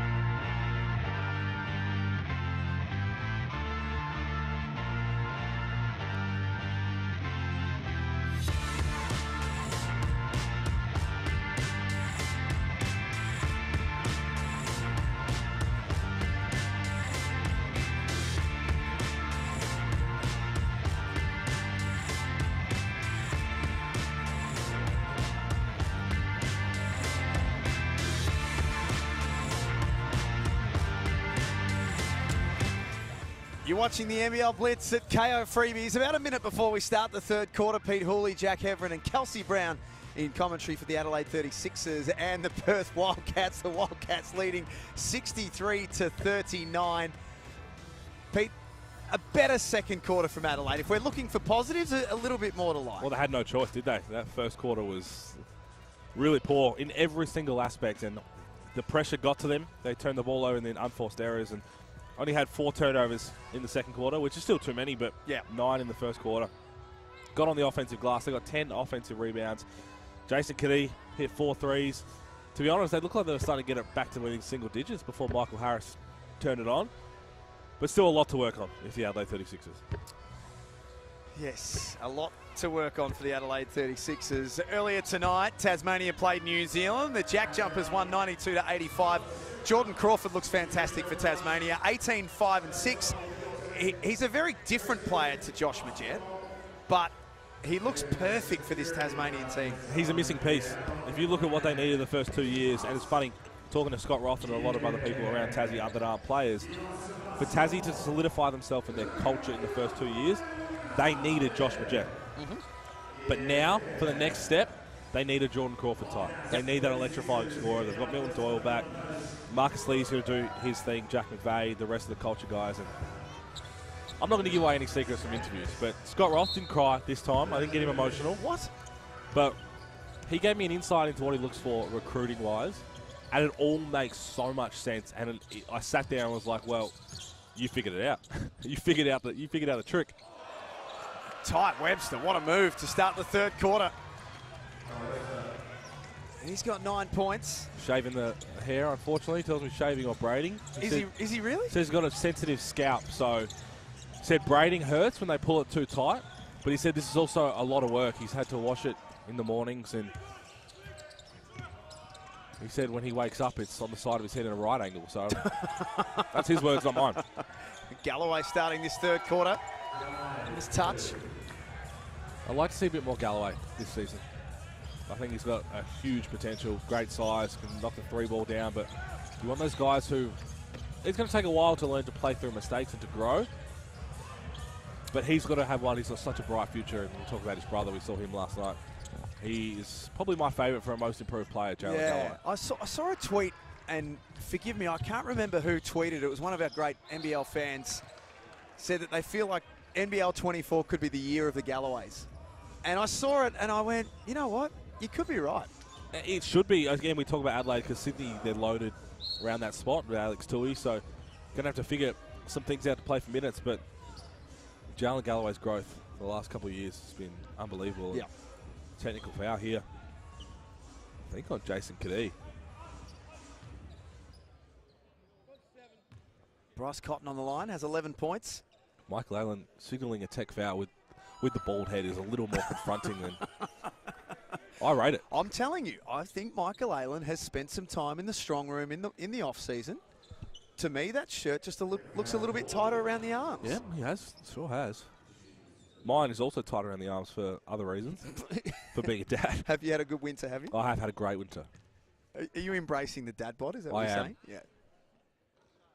So you have a kid and you just get sloppy and blame the kid? Not sloppy, it's you don't work out as much. Oh, there it is. Have a look at that. Yep. If you're just shooting in, you wouldn't think that is Michael Allen. No, as I say, when we got here to the Blitz, I had to do a double take. I thought that looks like Michael Allen, but I'm not sure. 68-41. Wildcats have been in control of this one from the start. Appreciate the time of Danny Mills, the general manager of basketball, in that second quarter. Just want to go back to that point. They do have an import slot available, which they said they'll take their time and they'll make the right decision. I asked you this question before the game. Nice finish from Jordan Usher. I want to ask you the same question again. Do you see Jesse Wagstaff starting for the Wildcats? Yeah, I still think the reason I try to put out there is it makes sense. Yep. They're round one. Again, if he does, as Bryce Cotton chase down block, if he does, it's going to be very limited minutes. But I think it's designed for Alex R to buy into seeing how the game's being played, understanding what happens when he comes in, couple of minutes have already figured out, and he can probably see how it's being officiated, do all of that. He's going to come in and play alongside Keanu Pinder and a couple of other players coming in. So it would not surprise me at all. And if that is the reason why, that wouldn't shock me. McCarron up top. What about that block from Bryce Cotton on that last play? He's got sneaky hops. He does. Still does. 31 years of age.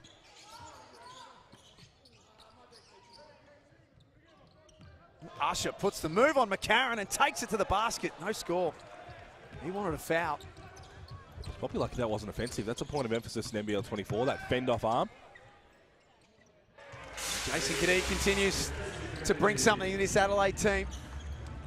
Playing in front of his Gold Coast coach, Petrie. Petrie down in the corner. Just enjoying coaching and teaching.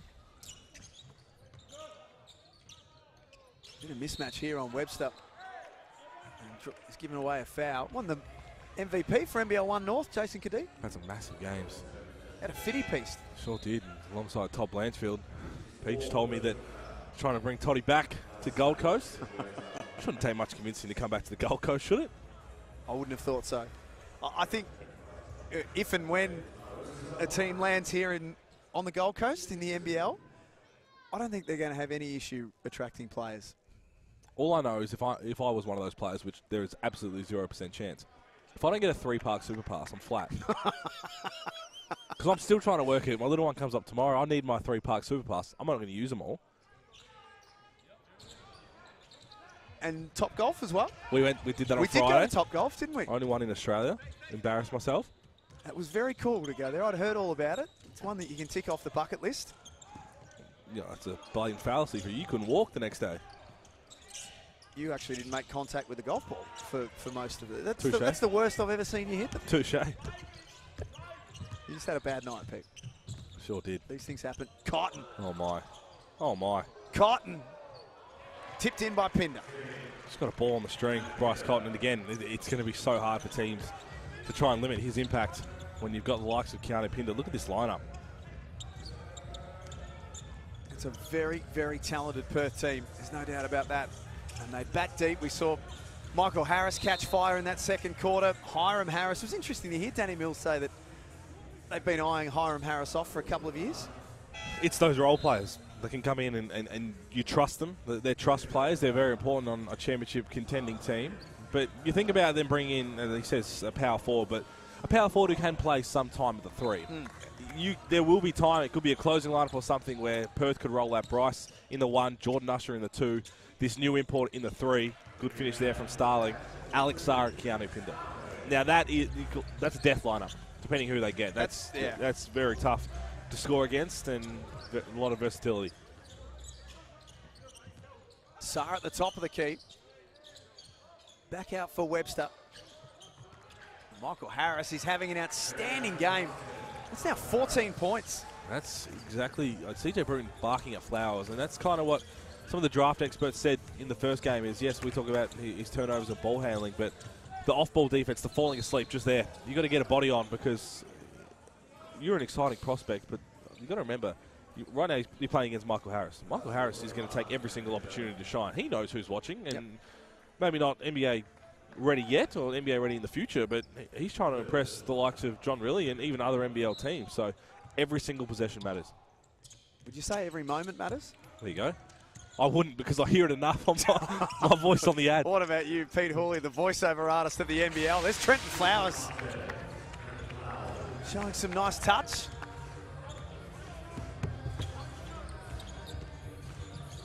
Yeah, you can add that to your repertoire of talents, Pete. Voiceover artist now. Could be a bit of one and done there. Once they see the size of the invoice, you might. Sarr blocked. Isaac Humphries denies him. Sarr wins it back and scores. That right there is what's going to be really impressive for NBA scouts. Okay, you made a move, you got blocked by an elite defender, which Isaac Humphries is. You stuck with it, you finished with a nice floater. How you bounce back so quickly, that's very impressive. Just a reminder, he's 7'1" as well. Flowers turnover. Pinder and Harris can't finish off for the Wildcats. Flowers to the other end. Trenton Flowers hammers that down. Well, he's got the bounce. We know he's got the bounce. We're using up all that tucks of the year in the Blitz. How quickly he got up. Here comes the boom. Oh, boy. With the left hand. How about that? Right over the top of Alex Sarr. That's a 4-week suspension in the AFL. Did it so casually as well. And that is why he's such an exciting prospect. There are some things that he's working on, no doubt, and some things that he's looking to improve in, but that is a snapshot of his raw ability. No doubt, and we said it in the pregame, say it again. If he understands that it is a journey and it will take some time to be at the level he wants to be at, to get on the NBA draft stage and shake Adam Silver's hand, then there's no reason why that's not going to happen. Because not every next star comes in projected high. Some of them earn it and with their improvement. Josh Giddey, obviously the prime example, but the talent's there.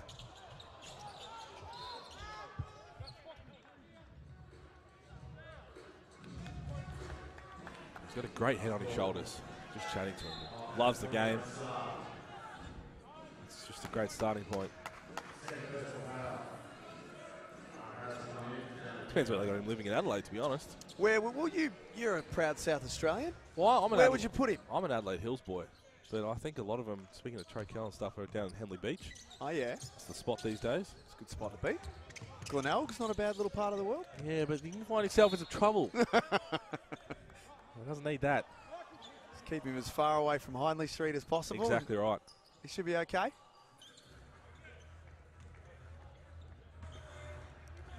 Adelaide 36ers, as we mentioned, will travel to Brisbane in round one to play the Bullets on Friday night. Take from Ben Henschel. And then Sunday, they play host to Melbourne United. Now, speaking of round one, Pete, this is news that just landed this afternoon, nbl.com.au, and of course on the NBL app, which is unbelievable, the new app. You can download it. It's the best for all of the information, all the latest news, stats, data, everything that you need. Jordan Usher picks the pocket of Sunday Dech in the layup. Jordan Usher is chatting to anyone and everyone.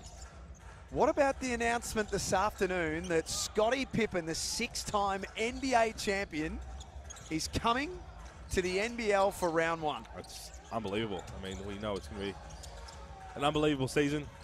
All set up for the biggest one yet, and coming in with a splash. And I think you're going to have a few chats to him, are you? Well, I think there's still a Henschel with a crossover, boy. and one. Henschel has that ability. Just gets lost in his own bag. Have a look at this.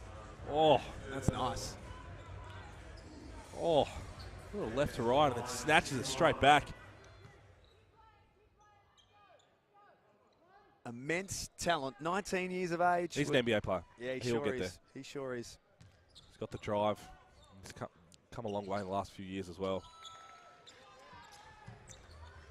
Which is crazy to think about. We're talking about next stars and everything. We forget there's still a lot of talent around the league that are potentially going to find themselves on the NBA radar in the next 2 years. Yeah, Keanu Pinder, another one, would have probably been there had he had a chance to play in summer league and not be injured. Would have had a chance with some conversation, no doubt. We talked about the Galloways and their potential. Look at guys like Sam Wardenberg and Sam Menenga in Cairns. Taron Armstrong is another one as well. These are all guys that are not part of the Next Stars program that are NBA talent. I think a lot of people thought that Taron Armstrong firstly would end up in a Tasmania jersey. That wasn't to be because Adam Ford, I'm giving away my secrets from my interviews. I have to wait. Adam Ford, how it all came about is an exceptional story. But can you give us a tease? Let's just say that's a coach who watches every bit of film, not just on the court, in terms of interviews and everything about his recruiting process. And he said there was a long interview with a family member, and it was the last 4 seconds that his eyes pricked up, and the rest is history. Really? It's unbelievable. Because you normally assume you're just looking around college, say, oh, he's got 2 years left of college, he's a sophomore, or okay, maybe we can talk to him, he's about to graduate or forgo his last season. It's funny you mentioned that with Adam Ford. I read an interesting story today about Lachlan Anderson, who's with the Taipans this season. Adam Ford discovered him while he was watching film of Patrick Miller. Again, that's wild. Every coach has their unique ability. I talked about Scott Roth. Once you hear about his recruitment, and it's eye-opening, but it makes so much sense to why they've had the success and the culture they've had. But Adam Ford is one that you think about. Bull Quoll. Bull Quoll was an unknown character 2 years ago. Plucked him from the Knox Raiders in NBL 1. He had a good year, but not a standout year to be on a radar. Saw something in him that no one else saw, and we've seen the Bull Quoll, and Bull Quoll basically rewarded Adam Ford by choosing to go back to Cairns. And I feel like Lat Mayen's headed down a similar path. I think Lat Mayen's going to have a different reason. Really, really good year. That's a different reason, because I actually coached him as individuals from my high school. We actually go way back to the same high school, and I went back to coach, and we did morning individuals, so I take a lot of credit there. We need to bring some sense back to this conversation. Kelsey Brown's always sensible. She's smart. Kels, you were listening in that timeout. What did you take away from it? CJ Bruton, for obvious reasons, is quite frustrated. He said, if you're not going to work hard, put your hand up and sit yourself down. Ouch. And the simple messages are the best at times, and that's exactly what it is.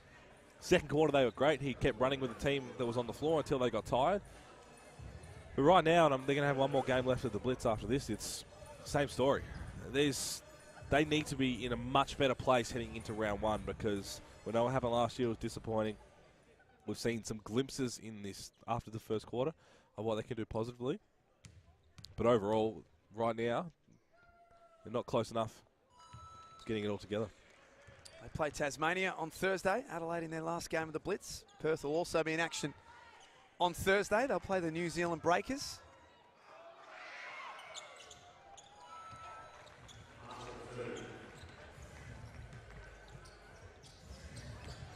Two and a half minutes left in this third term.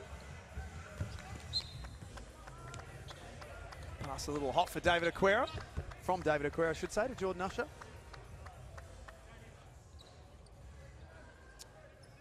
Hashtag NBL24 to get involved, and hashtag NBL Blitz. You can hit us up on social media. Interested to know from the fan tools in this last quarter who's impressed them most so far in the Blitz, a player or a team? Ooh. Send us your thoughts on Twitter, hashtag NBL Blitz or hashtag NBL24. Who have you seen that you like so far? Yeah, there's David Aquera on the break. That's what he can do, get out that length, athleticism.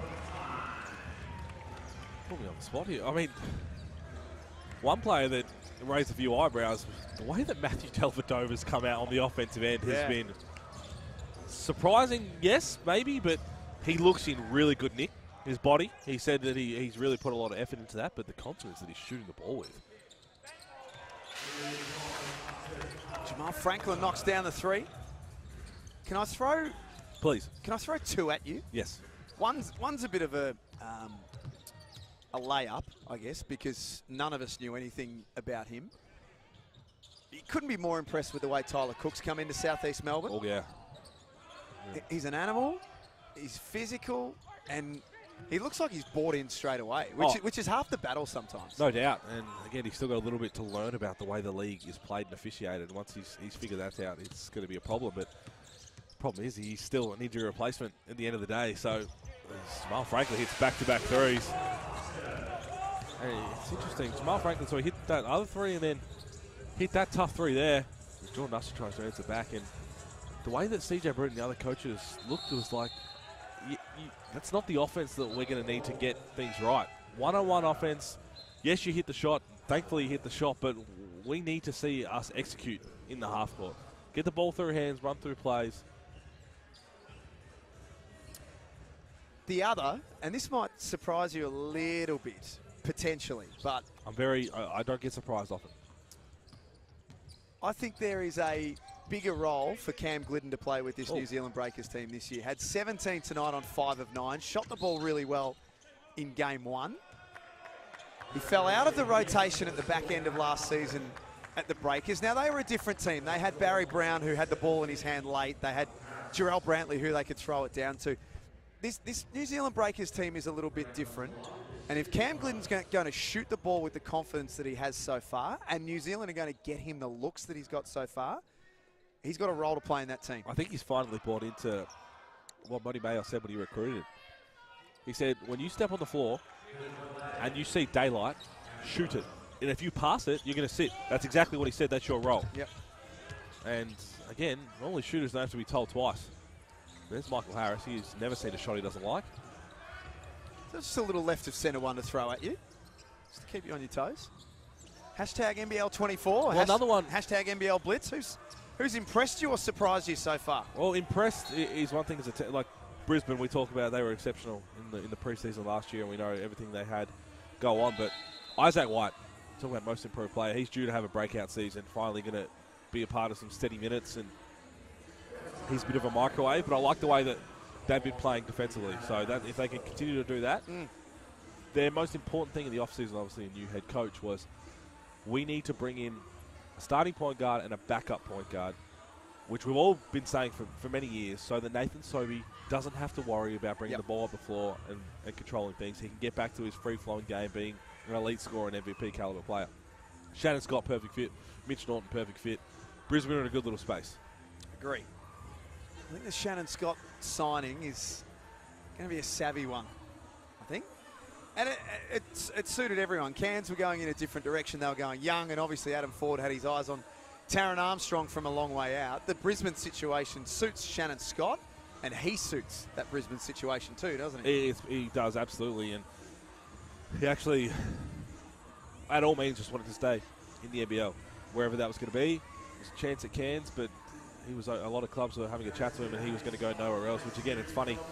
So many players come down, American imports, and join the league, and they don't often leave. Speaking to a lot of them this week, a lot of the new players, they can understand why, just with a few weeks so far in Australia. And Big Sauce, injured right now for the Phoenix, but... Shout out to Big Sauce, are you watching? Yeah, absolutely. If you are watching Sauce, you can't get your citizenship the day after you arrive in Australia. It takes a bit longer than that. Floor is called and the floor is confirmed. You look great, Michael. There you go. I didn't get the chance to really tell him. His hair looks good. I like it. He looks in mid-season form. And the challenge is unsuccessful.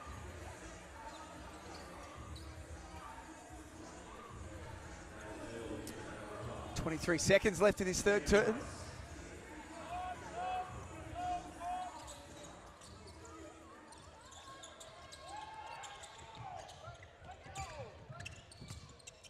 Franklin started to find a bit of form in this third quarter. He's now up to 12 points. Hiram Harris all up and in. He forces that shot, Jamal Franklin. That's what I talked about. He hit the other one. There's still a lot of time left. My goodness, Michael Harris. Did he look at the clock and think it was 1 second instead of 10? He 100% did, because I thought the same thing until I looked up and saw it go to single digits. Nick Marshall can't score to finish off the quarter. A lot of that is just, we talk about the body language, but the Adelaide 36ers, yes, you're down. You're just trying to work on yourself right now and work on other things going forward. But we haven't seen anything other than throwing the ball into Isaac, and when they got out on the break a little bit, in the half-court offense, it's been really all over the shop, and no one's going to be perfect in the Blitz. Absolutely not. There's going to be patches, but still haven't seen enough in the first two games that they've got their half-court set, and clearly they haven't got their rotation sorted yet either. Yeah, there's still very much a work in progress, Adelaide. Although, as we say, things have improved since quarter time. Keanu Pinder, Perth's leading scorer. He's got 17. Michael Harris has 14. Bryce Cotton, 12. And Jordan Usher, 11. Jason Giddy, the leading scorer for the Adelaide 36ers. He has 15. Jamal Franklin, 12. And Isaac Humphries has 10. Tomorrow on KO Freebies, a triple header. This is going to be a big day for us at the NBL Blitz. Cairns and South East Melbourne first up at 1 o'clock. Brisbane versus Illawarra at 3 o'clock local time. And then tomorrow night, Pete, Melbourne and Sydney, 7:30 p.m. You'll see that game on KO Freebies, of course, and on YouTube if you're watching as an international viewer. That's a big game for the Blitz to have Melbourne and Sydney go head-to-head. It is. I'm not sure we're going to see both teams at full strength. I'm not sure if we'll see Jalen Adams. Ian Clark got a little sore last game as well. But again, it's Melbourne have looked strong, and you talk about teams that have a lot of chess pieces to work with. Perth is one. Melbourne and Sydney are two others that they've got a lot of versatility, but at some point you have to make some tough calls, and whose minutes are limited. Maybe you say, okay, we'll change it from game to game, but then the continuity gets hurt. So that's why I'm not a coach. you just stay here with us. I think it's safer. Kelsey Brown was listening in to Coach John Rillie at three-quarter time. Kels? Yeah, John really wants to keep going through Michael Harris. He's obviously hot on that 3 at the moment. But can I just mention how many kids are in this crowd right now? It is so good to see, even though I feel like it's past their bedtime. It is a little Past late. my bedtime too, Kelsey. What a wonderful job that she's doing. Just quietly, just seamlessly picked it in. It's Hiram Harris. Isaac Humphries, that looked very close to a clean block. And this is the Isaac Humphries one that Adelaide want to see, but we all want to see. When he was in Adelaide a couple of years ago playing alongside Josh Giddey, everyone's going to enjoy playing alongside Josh Giddey. He was, up until round 10, an MVP contender and a Defensive Player of the Year leader. Yep. So him just being healthy and in a great headspace is good things for both him and also Adelaide. So it's just about to tick up to 9 o'clock local time. What is this about your bedtime now, is it? It's probably a bit late, to be honest. Normally put the little one down around 6:30, 6:45. Yep. If we haven't eaten yet, have a little bit to eat, maybe a glass of red, and then A little cheeky red? Yeah. in bed by 8:30, lights out at 9. Not a big TV guy anymore. Actually, Miss Rachel's all I watch these days. Who? Shout out Miss Rachel. Oh, your kid. now I know who you are. Yeah. Yeah. Miss Rachel is a lifesaver. Kelsey's nodding her head from the other side I'll of the tell you court. what, you talk about Scotty Pittman coming to game. If Miss Rachel comes to a game, my daughter is going to be obsessed, and I better be there courtside to interview Miss Rachel. For those that don't know Miss Rachel, you wouldn't have kids, but just do a little YouTube. She's the new. She's just it. There's no kids show anymore. It's just Miss Rachel. Has she gone past Bluey? Surely not. It's getting close. Surely not. It's getting close. Jeez, I watch Bluey for my own entertainment. That cricket episode got me. That Bluey cricket episode brings a tear to my eye every time. Not a dry eye in the house when that episode airs. My youngest watches, for some reason, watches a lot of Peppa Pig. They put on the Not supposed to. British accent. Nah, get off it. Yeah. See, I'm not a fan. I don't have TikTok, but some bloke on TikTok popped up and said they're bad for kids, so I listened to him. Oh, Because well, you listen to everything on TikTok, If it's right? on TikTok, it's true. Trent Flowers plays through contact.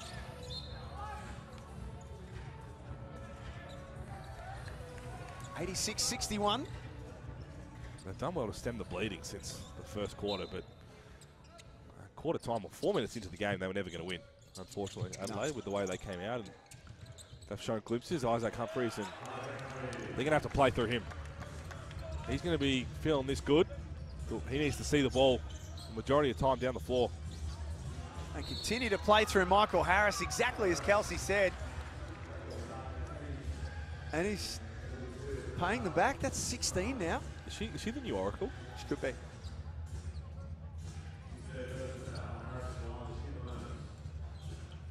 Said he doesn't need to see any shot. He loves every single shot, and as soon as he steps on the floor, it's hunting him. How do you think he's feeling when he goes to a timeout and John really says, we're running stuff for you? You already have the ultimate green light. Do you look around and say, you sure that's not for Bryce? You sure you're not running this for Bryce, not me? I think they put the cue in the rack with Bryce a little while ago with this game in the books. Bryce is sort of just hanging out in a hammock sidelines. He's just relaxing. Alex Starling draws a foul.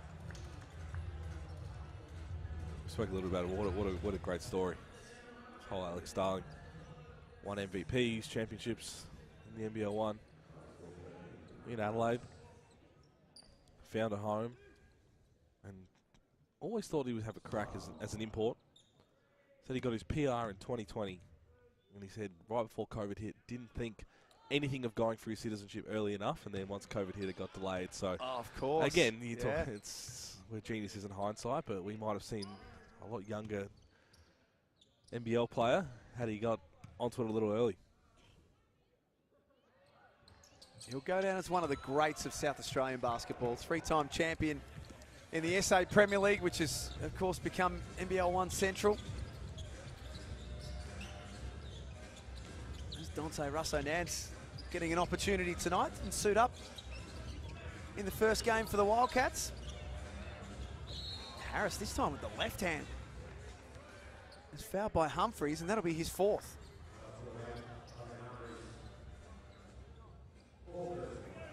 Michael Harris just going full Bryce. Free throws to come for the Wildcats. Kelsey Brown is courtside, Kels. Bit of news out of Wildcats. Jesse Wagstaff just won't take any further part in the game. They're just managing his load. And he's Kels, old. I was just about to say, Kels, welcome to the NBL. That is just managing his age. That is what that is. He's being managed because he's 37. Correct. And it may also be past Jesse's bedtime. It wouldn't surprise me either. I hope he's been on the veteran program for a few years now when it comes to... like, he should be rolling out to play and nothing else. I think he's well past the veterans program, but he's still a very important part of this Perth team. He's going to be one that you think plays in the over 40 league on a Tuesday night. Just heads down and drops a 40 piece on someone. Still be taking charges, no doubt. Oh, no doubt. Trenton Flowers, strong little take there. And again, I like to see, I know Trenton Flowers comes in and we're expecting him to play a bit of the point guard role, but if you get Jason Cadee leading this team and you get Trenton Flowers to end up getting the ball after a reversal, coming downhill at speed from the half-court line with a punch screen, he's going to be tough to stop. Incredibly athletic. We saw the dunk out on Alex Sarr. That's just about little moments where you can put him in places to be successful. Bringing the ball up the floor when you've got someone trying to get up and in. And unfortunately for him, I think what might end up being the best is playing that backup point at times. Sure. To learn it that way until you get more understanding of what it is like at this level. Because you look around the rest of the first two games, Shannon Scott and Mitch Norton. And Mitch Norton, for sure, they're going to get up and in full court, turn you. Next game, Shea Ely, Matthew Dellavedova, Flynn Cameron. There's no break. And these guys that smell blood, they're coming out for it. Henschel steps into the three. That was nice. Shot that thing like he meant it, Ben Henschel.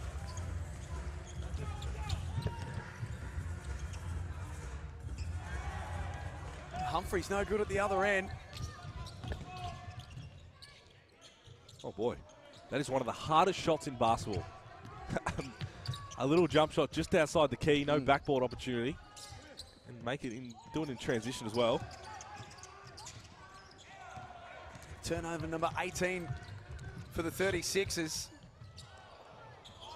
Henschel left that one short, and Flowers pushes ahead for Adelaide. Nice pass underneath for Isaac Humphries.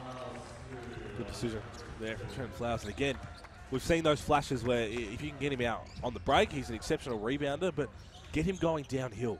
Put him in those after a ball reversal. A lot of teams like to do it, where he's going to catch the ball on the move coming from the half-court line. One move past a defender and then try and get on the rim or make a play. It's a lot easier to do that than be turned 4 or 5 times in the backcourt, where a league that is very physical.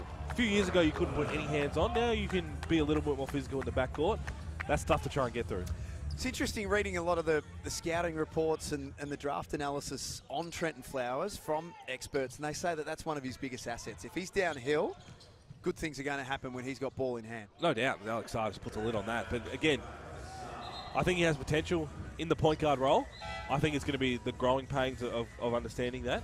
And we've seen it's not an easy thing to do at any level. But I still think that there is a way that he can be a very good point guard in the future. It's interesting, though, and I'm not comparing the two, head-to-head, but you think back to LaMelo Ball's year as a next star here in the NBL.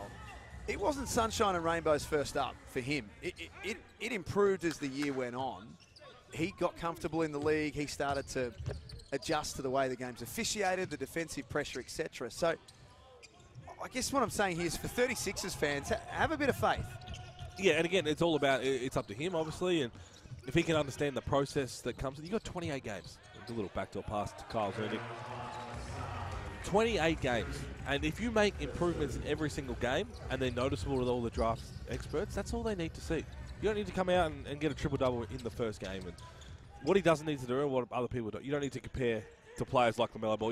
He doesn't need any of that as a youngster. Correct. But we've already seen little flashes of how good he can be and where he's at his best. The whole season is all about picking up on the things that he's got to work on, but that's what, you're a kid, not too many kids, very rare that kids at 18, 19 years old have everything to put together. No, and just to be super clear, definitely not comparing LaMelo Ball to Trenton Flowers at this stage, but it was a wild year that LaMelo was here in the Hungry Jacks NBL. Timeout, 100-71, 5:50 remaining. CJ Bruton has just 2 bad defensive possessions, and this game has been in the books since the 4-minute mark, but he just wants to see that energy, that playing hard, and defensively it's all about hard work. Yes, you need to be in the right position at times, but how many times they just get out of a stance? They just stand there and point, stand there and look, no communication. That's just not going to get it done. A reminder tomorrow on KO Freebies, Cairns and Southeast Melbourne from 1 o'clock local time, followed by Brisbane and Illawarra, and a very special night session tomorrow night as well. A triple header as Melbourne and Sydney will do battle at 7:30 p.m. Of course, check your local guides on KO Freebies and around the world to our international audience as well. Some of the stat leaders, Jamal Franklin, 15 points, hit some threes, the back-to-back threes got going, and Wildcats just a really even display. Also, Dan's the only one not to hit the scoreboard yet. Still got 5.5 minutes. 5 players in double figures too.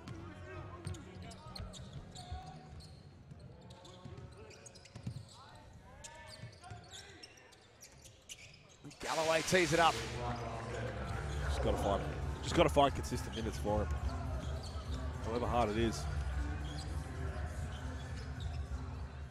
Let's get to the Adelaide 36ers timeout. Kelsey Brown was listening in. Kels? We'll get back to Kelsey in just a moment. I think she's good to go now. Come in, Kels. The mood is pretty flat over here, if I'm completely honest. I know it's really tough. Coming out of that timeout, they were down by 29 points, but I feel like they just have to fake it till they make it. The bench activity, I reckon they need to get up and about a little bit more. Fake it till they make it. Kelsey's energy's been up and about since the jump as well. Maybe she's got to just give a little bit of a pep talk. You ever seen Kelsey play netball? True. She's a terrier.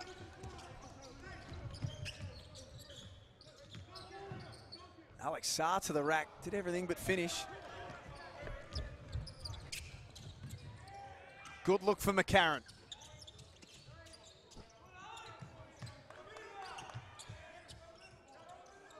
The 36ers can reset. Shot clock down into single figures once again. Sunday Detch blocked from behind by Saar. David Aquera got a piece of it too. And Russo Nance is on the scoreboard. Every player scoring for the Wildcats, and they're up and about. And love the energy that we've seen all game from Perth, but it looks like the travel of being on the road together has really already helped them be a few steps ahead of some of the other teams. Obviously, Adelaide, a bit of an anomaly right now, but the other teams that we've seen, when you're stuck in the hotels, and as Danny Mills said, dinners and stuff, and in Vegas, of all places, you spend a lot of time with each other. Oh, hello. Aquera to Henshaw.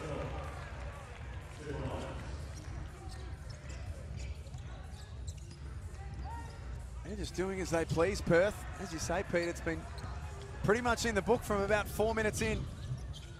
Russo Nance, same spot. Not that time, though. It's hard to play for both. That's why you credit the way Perth continued to go. Adelaide showed patches, but you're down 27-4 in the first quarter, and obviously going to get the message from the coach that flush the score. We just got to try and be better at us. Look inwards, but it is easier said than done.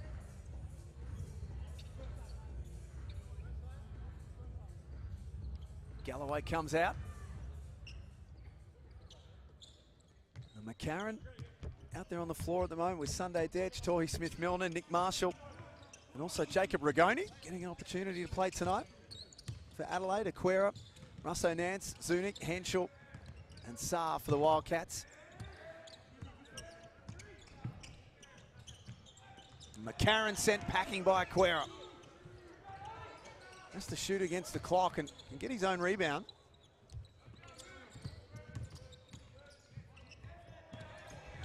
Marshall loses the handle. Dante Russo Nance, 18 years of age, out of Auckland in New Zealand. 21 turnovers for Adelaide.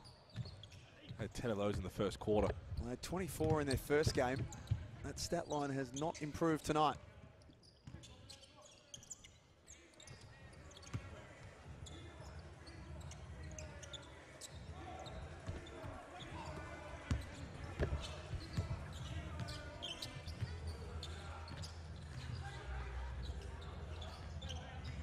Aquera, size advantage over Marshall. Finishes off. Back playing in front of a home crowd this year, David Aquera. Still only 20 years of age. Yeah, huge upside. And he's another one that's draftable potentially somewhere down the line. For sure. And again, his role, I think, will be a little different this year with the likes of Alex R and this next import they get. But it's all about just taking opportunities when you get them. As Ben Henschel was just slicing and dicing. And this is already not going to be a great film session. No, this is... Tell us a little bit about what that will be like, Pete. You were very fortunate to play in some very good teams here in the NBL, but when you get absolutely smacked, well, normally, what's the film review like? Normally, it can go two ways. Again, my college coach was one that would make us watch every second of the game. So we'd watch all 40 minutes. Obviously not the timeouts or anything, but just to understand, and he'd stop at everything. Like you're talking a 3-hour film session of look at your attitude on the bench right here when things are struggling. You've got both hands on your knees, you're not locked in. You're leaning back as though you're yawning. Like everything is picked on. There's other sides of it, like I think 2018 when we lost to Perth Wildcats by 42 before the FIBA break. Yeah, I remember that. And it was embarrassing on our home floor, and I'm pretty sure Dean Vickerman flushed the tape. He was just like, we're not watching it because we're going into 2 weeks off. But the next morning we were at MMA. Went to an MMA thing, and it was one of the hardest workouts of my life. We had to beat each other up. We did that boxing and stuff for the first week during all that, and unfortunately we went on to win the title, which meant that in the preseason next year Dino had MMA and boxing back, which wasn't ideal. They think it works once, it's going to work every time. Yep. But yeah, it goes one or two ways, and I think this one for CJ is obviously the X's and O's and all that. It's not going to be 100% in the preseason, but it's that body language, and that is something that a coach can't control. And that's what's the most frustrating thing for all the coaching staff for Adelaide is. And it's probably easy to see in the first half, in the first quarter, when it's in the first half of Adelaide's, in front of their bench, playing offensively, where he'll be able to stop it and have a look at the guys on the bench and say, like, this isn't what we need. We're in a hole right now. I need you up and about. I need you to be talking to one another in timeouts. Who's the last to get to the bench in a timeout? Who's just walking there instead of trying to get there in a hurry and turn things around? All of that matters. All of that matters to a culture at this point of the season. Is it one of those things where the little things are the big things? Well, it is, but look, Adelaide, where there's a lot of holes, and as you said, there's a lot of questions, more so than answers at this point in the season. But for CJ Bruton, it's all going to be on the things that are controllable. As players, that's the one thing I'm sure he's most disappointed about. Your attitude, all of that, when things are going tough, how you respond, all of that is controllable. Yep. You can control what you can control, and X's and O's is going to be like that, and like lazy passes, that's controllable. Why are we taking time off in possessions and not caring about it? 3 minutes into a game, we're trying to show something after a bad first game.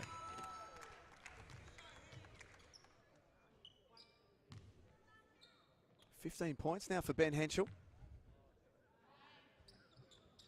And one more makes it 16. And I'm telling you, it's going to be an interesting thing. And the Blitz is great because my super coach, it just keeps changing right now. But well, at one point I had 3 Wildcats, but I'm like, oh, they can't all play well at the same time. And not one of those was Bryce either. That was the issue.